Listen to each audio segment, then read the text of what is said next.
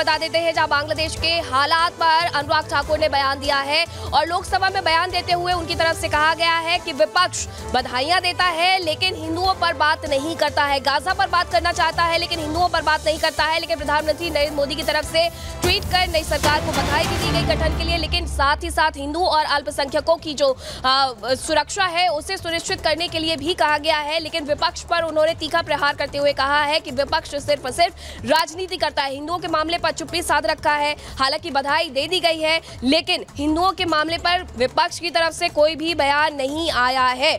आपको बता दें कि ये भी कहा गया अनुराग ठाकुर की तरफ से कि विपक्ष गाजा पर बात करता है पर बांग्लादेश पर नहीं करता है। उनकी तरफ से और क्या कुछ कहा गया आपको सुनवाते हैं।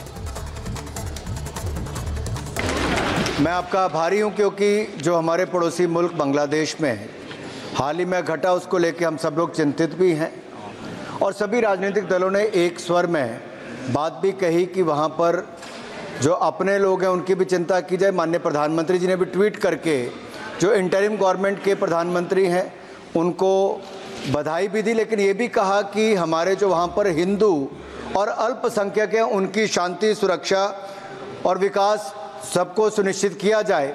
लेकिन दुर्भाग्य ये है सर कि नेता प्रतिपक्ष और कांग्रेस पार्टी के अध्यक्ष ने ट्वीट जब किया या उनको बधाई जब दी तो हिंदुओं की वहाँ पर सुरक्षा की कोई बातचीत नहीं की, ना ही उसका उल्लेख किया, ना ही अल्पसंख्यकों की सुरक्षा की बात की। ऐसी कौन सी मजबूरी थी कि ये लोग वहाँ पर हिंदुओं और अल्पसंख्यकों की सुरक्षा की बात भी नहीं कर सके। गाजा को लेके आपने बड़ी बड़ी बातें की, गाजा को लेके आप बड़ी बड़ी बातें करते थे, लेकिन यहाँ पर आकर आप नहीं करते हो।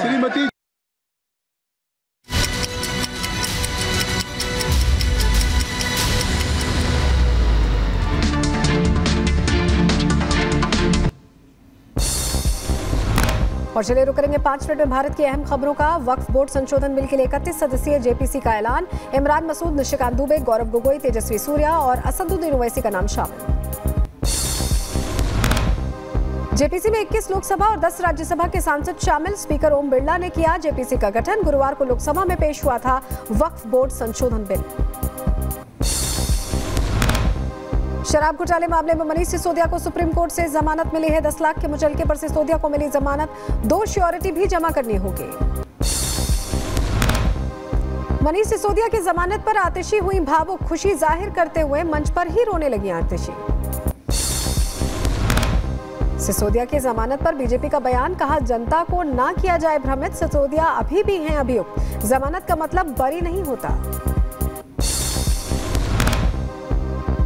मनीष सिसोदिया की जमानत पर संजय सिंह का बयान, कहा तानाशाही पर तमाचा है सिसोदिया की जमानत।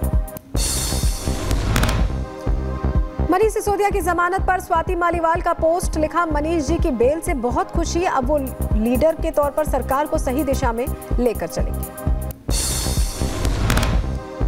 जया अमिताभ बच्चन कहने पर एक बार फिर भड़की जया, कहा मैं कलाकार हूं और बॉडी लैंग्वेज और एक्सप्रेशन समझती हूं। राज्यसभा में विपक्ष के रवैये पर स्पीकर धनखड़ का बयान, कहा संविधान को नीचा दिखाने की विपक्ष की विचारधारा, देश की छवि को किया जा रहा है धूमिल। राज्यसभा में जेपी नड्डा ने विपक्ष पर बोला हमला, कहा अब देश के खिलाफ काम कर रहा है विपक्ष, विपक्ष से माफी की मांग, मामले पर निंदा प्रस्ताव जरूर पास करने की बात कही। राज्यसभा में आज फिर विपक्ष का हंगामा, सदन में बोलने ना देने के आरोप लगाते हुए विपक्ष ने वॉकआउट कर दिया। विपक्ष के रवैये पर बोले शिवराज सिंह चौहान, कहा ऐसा अमर्यादित व्यवहार पहले कभी नहीं देखा, विपक्ष देश को अराजकता में ढकेल रहा है, माफी मांगे विपक्ष। एसटी/एससी समुदाय के बीजेपी सांसदों ने पीएम मोदी से की मुलाकात। पीएम मोदी ने एससी/एसटी में क्रीमी लेयर लागू नहीं होने का दिया भरोसा, सुप्रीम कोर्ट ने क्रीमी लेयर का जिक्र किया था। महाराष्ट्र के सीएम एकनाथ शिंदे ने बुलाई बैठक, मीटिंग में डिप्टी सीएम अजीत पवार और देवेंद्र फडणवीस मौजूद रहे। महाराष्ट्र विधानसभा चुनावों की तैयारियों को लेकर चर्चा।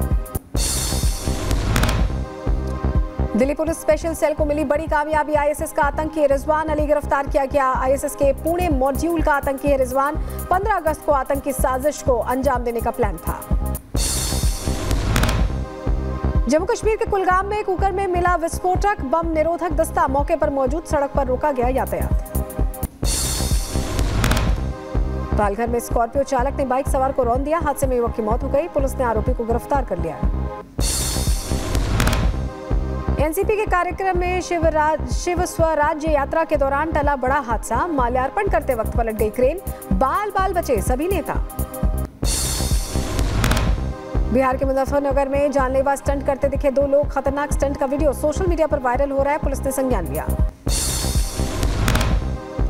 बिहार के सीतामढ़ी में साइबर फ्रॉड के मास्टरमाइंड का पर्दाफाश हुआ है। छापेमारी कर पुलिस ने बरामद की फर्जी डिटेल्स, मोबाइल और सिम कार्ड।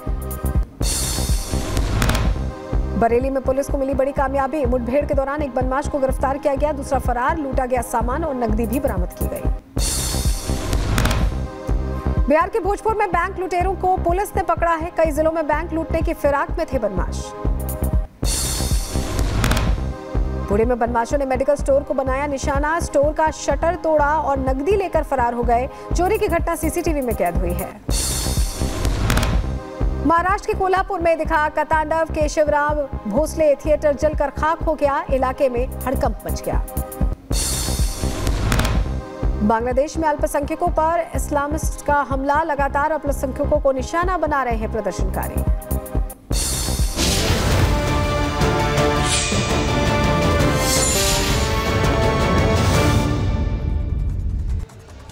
और अब बात बीजा मंडल को लेकर बढ़ते विवाद की। मध्य प्रदेश के बीजा मंडल में ताला खुलवाकर पूजा करवाने की मांग को लेकर जो विवाद है वो अब गहराता हुआ दिखाई दे रहा है। दरअसल डीएम की ओर से जो लेटर जारी किया गया है उसमें बीजा मंडल को मस्जिद दिखाया गया है, जिसके बाद हिंदू संगठनों में आक्रोश बढ़ चुका है। उनकी मांग है कि एएसआई के द्वारा दोबारा से सर्वे करवाया जाना चाहिए ताकि सच सामने आ सके। आपको दिखाते हैं रिपोर्ट के जरिए।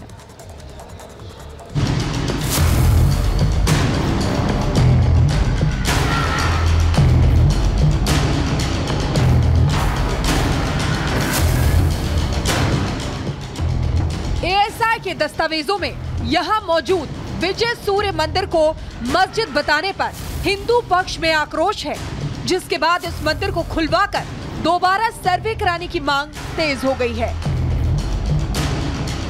दरअसल बीजा मंडल में हर साल नागपंचमी के मौके पर हिंदू धर्म के लोग पूजा करते हैं। सालों में एक बार होने वाली ये पूजा काफी सालों से मंदिर के बाहर होती आ रही है, लेकिन इस बार हिंदू संगठन ने मंदिर के अंदर पूजा करने के लिए अनुमति मांगी थी।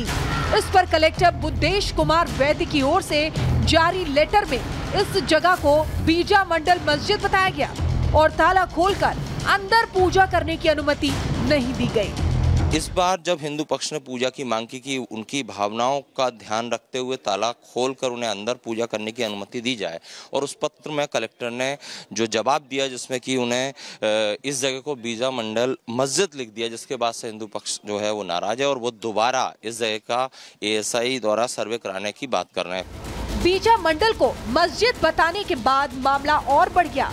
बीजा मंडल मस्जिद लिखने से हिंदू संगठन नाराज हो गए और कलेक्टर को ज्ञापन सौंपकर दोबारा सर्वे कराने की मांग तेज हो गई। जिला प्रशासन के साथ हमने ये भी बातचीत हुई है कि उसका दोबारा सर्वे कराएं। हमारी तरफ से भी मांग है, वो कलेक्टर साहब से भी हमने निवेदन किया है, वो भी पत्र लिख रहे हैं, क्योंकि जब दोबारा सर्वे होगा तो जो मस्जिद शब्द है वो अपने आप विलोपित हो जाएगा, क्योंकि वहाँ जो प्रमाण है वो पूरे मंदिर के हैं। हिंदू पक्ष का दावा है कि यहाँ कभी मस्जिद नहीं थी। विदिशा में 1942 में बाढ़ आ गई थी, जिसकी वजह से ईद के दिन नमाज के लिए बीजा मंडल परिसर में अनुमति दी गई थी। इसके बाद 1964 तक सिर्फ ईद के दिन नमाज होती थी। विरोध के बाद 1965 में मुस्लिमों को नमाज के लिए अलग जगह दे दी गई थी। हालांकि मामला बढ़ता देख कलेक्टर ने सफाई दी और बताया कि जो नाम एएसआई के दस्तावेजों में दर्ज था उसी नाम को उन्होंने अपने पत्र में लिया है। इसका जो पूरा संरक्षण है, इसका जो स्वामित्व है वो एएसआई के पास में है, पुरातत्व सर्वेक्षण विभाग के पास में है। तो पुरातत्व विभाग में जो नॉमिनिक्लेचर है वही नॉमिनिक्लेचर है। पुरातत्व विभाग के अलावा उसका कोई और अलग से, चाहे कोई जिला प्रशासन हो या कोई और दूसरी अथॉरिटी हो या कोई दूसरा दफ्तर है, वो नहीं कर सकता है। जो कम्युनिकेशन पुरातत्व विभाग ने किया है वही कम्युनिकेशन मैंने किया है।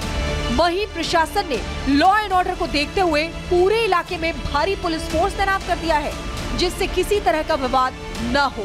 से लॉ एंड ऑर्डर की स्थिति ना बिगड़े। देखिए यहाँ पर तमाम जो पुलिस के जवान हैं, पुलिस के अफसर हैं, यहाँ पर तैनात कर दिए गए हैं। ये सभी लोग आप देख रहे हैं, ये इसीलिए हैं कि किसी भी तरह से यहाँ पर स्थिति पैनिक ना हो। अगर आप दूर के लॉन्ग शॉट देखेंगे तो ये चूँकि पूरा जो स्मारक है दूर दूर तक देखिए पुलिस फोर्स यहाँ पर तैनात की है कि बल्क में या भीड़ में लोग यहाँ पर ना आए। पूजा जो परंपरा चली आ रही है पहले की तरह, उसी तरह पूजा करने से किसी को मनाही नहीं है। लेकिन फोर्स देखिए कहाँ तक है, पूरा जो कैंपस है इसमें पुलिस डिप्लॉय की हुई है जिससे कि शांति व्यवस्था भंग ना हो।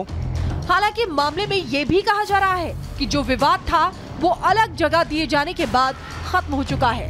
मुस्लिम समाज भी एएसआई के फैसले को लेकर हिंदुओं के समर्थन में है, जिसको लेकर विधायक मुकेश टंडन ने भी मुस्लिम समाज का आभार जताया है। Bureau report, Republic Bharat.